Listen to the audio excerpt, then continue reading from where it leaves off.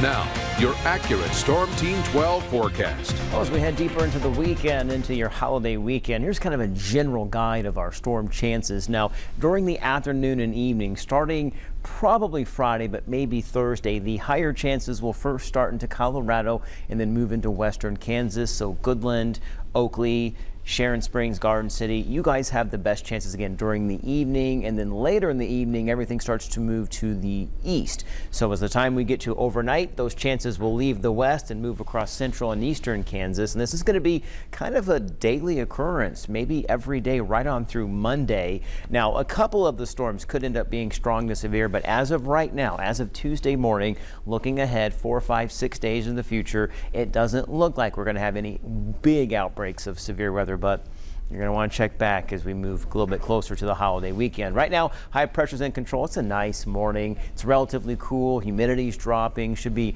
a pleasant day ahead as well. Not really going to feel like the first day of July. Maybe a little bit more of a May or June feel. A warm afternoon, but humidity's low and winds are also going to be relatively light. Now, overnight tonight, any storms that get going later today in Colorado going to stay well to our north across Nebraska. So again, we are storm free today, tonight, and tomorrow.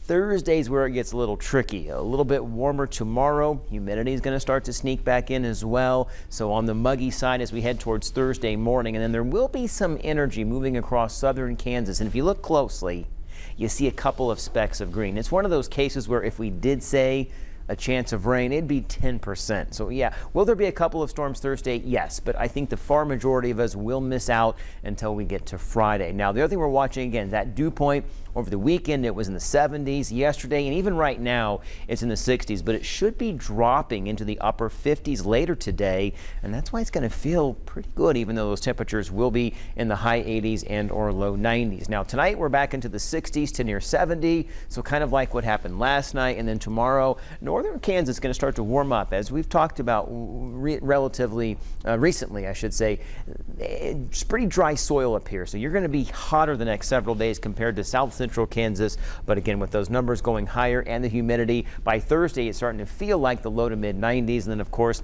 4th of July, now the day looks dry.